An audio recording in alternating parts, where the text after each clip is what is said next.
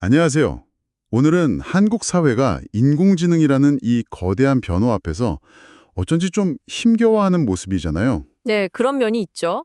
그 근본적인 이유가 뭘까? 이걸 파헤쳐 볼 자료를 하나 가져왔습니다. 그 브런치.co.kr에 실린 글인데요. 인공지능 시대 우리는 2편. 어떻게 새로운 생태계와 질서를 창조해낼 수 있나? 라는 제목입니다. 이 글의 핵심 질문은 이거예요. 우리가 하드웨어 강국인데 왜 소프트웨어, 또 플랫폼 경쟁에서는 좀처럼 힘을 못 썼을까? 네, 아주 중요한 질문이죠. 근데 흥미롭게도 이 글은 그 답이 우리가 되게 자랑스러워했던 과거의 성공 공식, 바로 그 안에 숨어 있다고 주장해요. 한번 그 논리를 따라가 보시죠. 네, 굉장히 흥미로운 접근입니다. 어떻게 보면 과거의 성공 방정식이 현재와 미래를 준비하는 데는 오히려 방해가 되고 있다? 이런 역설적인 상황을 지적하는 거거든요. 그렇죠. 오늘 이 글을 보면서 왜 그런 진단이 나오는지, 그럼 또 어떤 대안을 생각해 봐야 할지 좀 깊이 들어가 보면 좋겠습니다. 좋습니다. 자, 그럼 본격적으로 한번 파헤쳐 보죠. 이 글을 통해서 한국의 정보통신 그리고 AI 산업이 마주한 진짜 도전 과제가 뭔지, 또 미래를 위해서는 어떤 변화가 필요할지 함께 탐색해보는 시간이 될 겁니다. 글은 먼저 한국 사회의 아주 독특한 경험에서 이야기를 시작하는데요. 70년대에 제조업이나 가내 수공업 이런 데서 고생하셨던 부모님 세대를 본 자녀 세대, 특히 그 2차 베이비붐 세대는 다른 길을 좀 찾았죠. 네, 맞아요. 정보통신 같은 새로운 분야로 뛰어들면서 한국은 어떻게 보면 산업화 시대랑 정보화 시대를 거의 동시에 아주 압축적으로 경험하게 된 겁니다. 바로 그 지점이 중요합니다. 산업의 모습은 정말 빠르게 변했는데 사회 시스템이라든지 일하는 방식, 생각하는 틀 같은 것들은 그 속도를 따라가지 못했다는 거죠. 글쓴이는 바로 이 어긋남, 이 간극이 현재 우리가 겪는 어려움의 아주 깊은 원인일 수 있다. 이렇게 보고 있어요. 엄청난 변화 속에서 과거의 관성이 너무 강하게 작용한 거 아니냐. 이런 문제 제기죠. 이 부분이 특히 좀 생각해 볼 지점 같아요. 저자가 IT 분야에서 직접 일하면서 느꼈던 게 산업 시대하고 정보 시대의 일하는 방식이 정말 본질적으로 다르다는 거예요. 네, 그렇죠. 산업 시대에는 투입한 노동 시간이랑 생산 결과물이 어느 정도 비례 관계를 가졌잖아요. 근데 정보 산업, 특히 소프트웨어를 생각해 보면 이게 전혀 다르지 않습니까? 맞아요. 초기에 기획하고 개발하는 데는 엄청난 노력이 들지만 일단 완성되면 그 다음부터는 거의 비용 없이 무한 복제가 가능하잖아요. 생산과 확산 단계에서는 시간 투입과 결과물이 비례하지 않는 거죠. 정확합니다. 정보 시대의 핵심 가치는 단순히 시간을 막 쏟아붓는 그런 노동 그 자체보다는 다양한 아이디어나 사람들이 서로 연결되고 소통하는 네트워크, 그리고 생태계, 여기서 창출된다는 거죠. 네트워크와 생태계. 네. 그래서도 유튜브나 넷플릭스를 예로 들잖아요.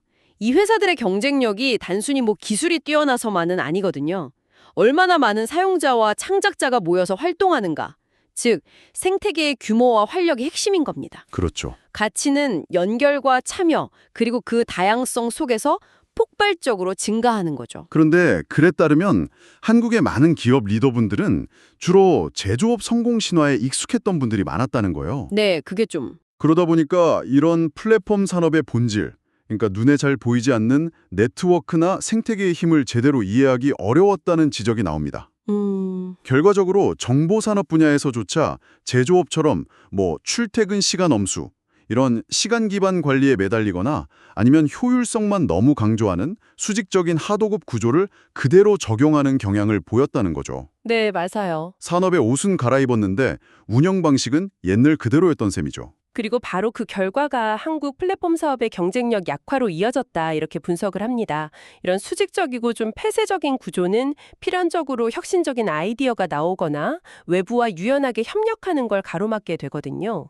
그렇죠. 기업들이 서로 막 배우고 협력해서 전체 파이를 키우기보다는 그냥 기존에 힘 있는 기업 밑으로 들어가서 안정적인 하청 물량이나 확보하려는 이른바 수직 계열과 편입 경쟁에 더 몰두하게 되었다는 점도 아주 날카롭게 지적하고 있습니다. 한국 사회 전반에 그 서열화된 조직 문화에 대한 좀 성찰이 필요한 대목이에요. 산업화를 성공적으로 이끈 1차 베이비붐 세대가 정보화 시대에도 여전히 주요 의사결정권을 쥐면서 소프트웨어 산업마저 그 산업 시대의 잣대로 재단했다는 비판도 이어지는데요. 네. 대표적인 예시로 드는 게 바로 그 공사 1위대가 방식이에요.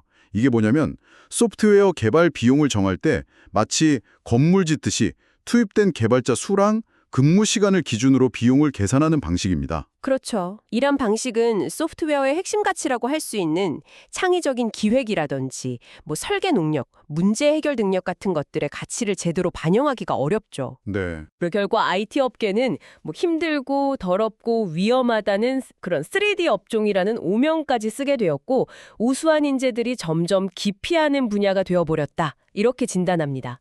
아, 안타깝네요. 여기에 더해서 기술 전문성보다는 뭐 학연, 지연 같은 인맥에 따라서 소위 낙하산 인사가 중요한 자리를 차지하면서 실제 현장에서 묵묵히 기술 개발에 힘써온 엔지니어들의 사기가 꺾였다는 지적도 나옵니다. 이 낙하산 인사는 단순히 그냥 자리에 앉는 걸 넘어서 전문성 없는 결정으로 조직 전체의 방향을 좀 왜곡시킬 수도 있다는 점에서 더 심각한 문제죠. 이런 상황에서 저자가 되게 흥미로운 비교를 하는데요. 서구 사회는 1968년 학생운동 같은 걸 거치면서 기존 산업사회의 어떤 권위주의나 획일성 이런 것에 대한 비판들인 성찰, 그러니까 후기 근대화 과정을 겪었다는 거죠. 네, 그렇죠. 사회적 성찰의 계기가 있었죠. 이런 사회적 성찰이나 교육개혁 같은 것들이 이후 IT혁명의 중요한 밑거름이 되었다고 보는 겁니다. 반면에 한국은 이런 성찰의 시간 없이 그냥 압축 성장을 거치면서 산업화와 정보화를 동시에 맞이했고 그 과정에서 과거의 수직적이고 때로는 좀 군대식 문화가 IT 조직에까지 깊숙이 남게 되었다는 거예요. 그래서 한국에서 세계 최초로 시작했던 싸이월드 같은 서비스들이 있잖아요. 네, 있었죠. 그런 서비스들이 결국 글로벌 플랫폼으로 성장하지 못하고 좌초한 배경에도 이런 구조적인 문제가 깔려 있다고 설명을 합니다. 결과적으로 하드웨어는 세계 최고 수준인데 왜 소프트웨어랑 서비스는 약할까? 이 오랜 질문에 대한 답이 여기에 있는 셈입니다. 그러네요. 글의 진단은 명확해요. 겉모습은 뭐 빠르게 따라갔을지 몰라도 혁신을 지속적으로 만들어낼 수 있는 건강한 소프트웨어 생태계를 구축하는 데는 실패했다는 것이죠. 한국 소프트웨어 산업 또 SI, 그러니까 시스템 통합 산업의 구조적인 문제를 이야기할 때 빼놓을 수 없는 게 바로 발주 구조인데요. 그래서도 이 문제를 아주 신랄하게 지적합니다. 네, 고질적인 문제죠. 쉽게 말해서 정부나 대기업에서 큰 IT 프로젝트를 발주하면 실제 개발 능력보다는 영업력이 좋은 회사가 일단 수주를 하고 이걸 다시 여러 den지의 하청 회사들에게 쭉 나눠주는 방식.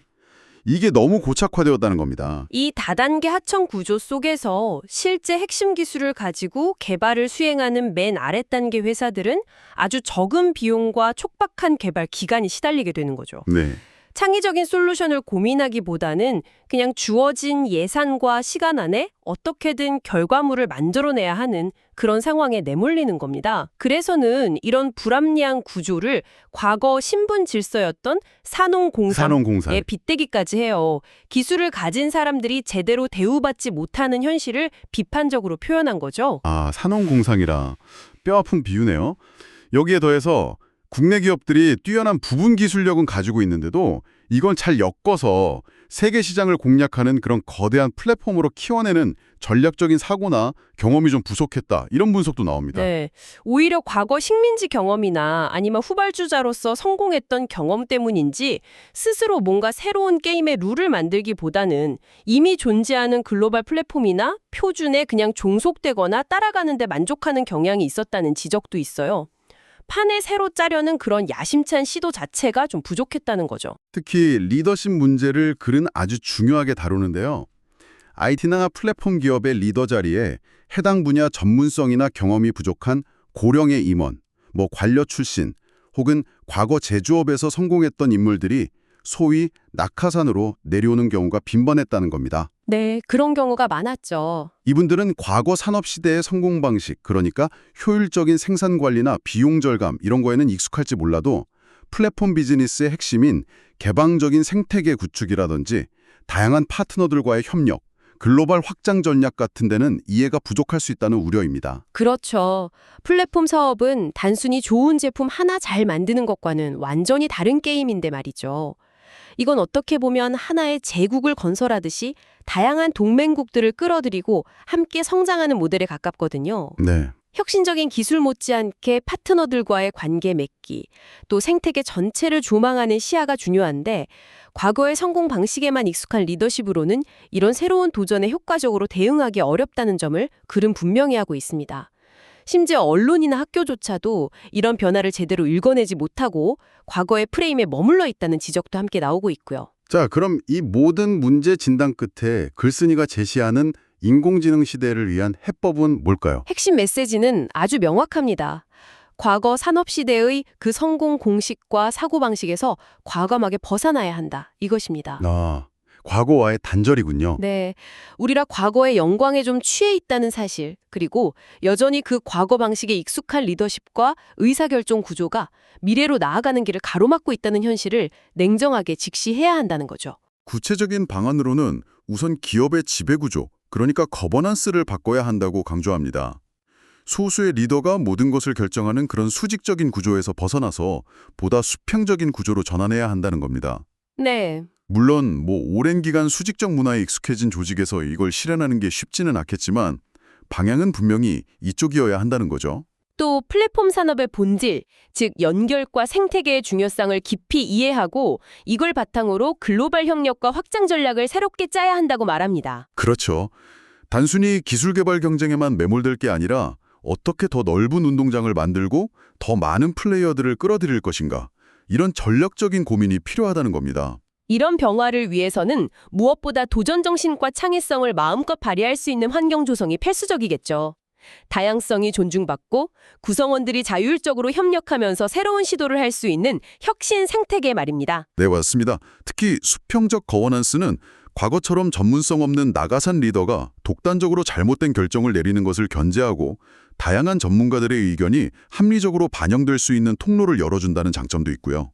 여기서 노동조합의 역할에 대한 상당히 흥미로운 제안도 나오는데요. 아, 네. 그 부분도 인상 깊었어요. 노동조합이 단순히 임금 인상이나 복지 개선 요구에만 머무는 게 아니라 노동자 개개인의 존엄과 전문성을 지키는 역할, 더 나아가서는 조직 내의 비합리적이거나 왜곡된 경영 관행을 바로잡고 공적인 가치를 추구하는 데 적극적인 역할을 해야 한다는 겁니다. 예를 들어서 독일의 노동위 사제처럼 노동자 대표가 이사회에 참여해서 경영 결정 과정에서 견제와 균형의 역할을 수행하는 방안도 제시하고 있죠. 그렇죠. 이건 단순히 노동자의 권익을 넘어서서 기업 전체의 건강성과 지속 가능성을 높이는 데 기여할 수 있다는 그런 시각입니다. 기업 내부적으로도 과감한 변화가 필요하다고 강조합니다. 경직된 서열 구조를 타파하고 직급이나 나이가 아니라 실제 역할과 전문성을 중심으로 구성원들의 의견이 자유롭게 소통되고 존중받는 문화를 만들어야 한다는 거죠.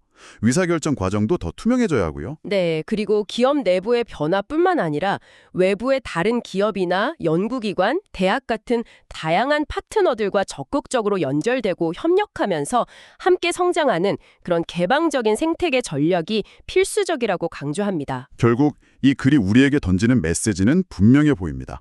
한국 사회가 다가오는 인공지능 시대에 다시 한번 도약하기 위해서는 과거 산업시대의 낡은 옷을 완전히 벗어던져야 한다는 것, 네, 그렇죠. 조직 문화, 거버넌스, 산업구조 전반에 걸친 근본적인 혁신을 이루고 다양성을 포용하는 건강한 혁신 생태계를 활성화해야만 한다는 것이죠. 네, 그래야만 비로소 진정한 의미의 혁신이 꽃피울 수 있고 그 속에서 새로운 도전 과제와 또 미래 세대를 위한 양질의 일자리가 만들어질 수 있다. 이런 희망적인 전망을 제시하고 있습니다. 네, 오늘 살펴본 글은 기술 발전의 정말 눈부신 속도와 그 변화를 받아들이고 소화해야 하는 우리의 사회 시스템이나 문화 사이에 깊은 간극과 긴장을 매우 설득력 있게 보여준 것 같습니다. 맞습니다. 단순히 새로운 기술을 도입하는 차원을 넘어서서 그 기술을 통해 어떻게 실질적인 가치를 창출하고 사회 전체의 발전으로 연결시킬 수 있을지, 이걸 위한 사회적, 조직적 토대를 어떻게 다져나가야 할 것인지에 대한 아주 근본적인 질문을 우리 모두에게 던지고 있다고 생각합니다. 그런데 여기서 한 걸음 더 나아가서 이런 질문을 던져볼 수 있을 것 같아요. 인공지능 시대에 정말로 필요한 창의성, 글로벌 감각, 그리고 열린 협력의 자세, 이런 것들을 우리 사회에 깊이 뿌리내리게 하려면 과연 기업 차원의 노력만으로 충분할까?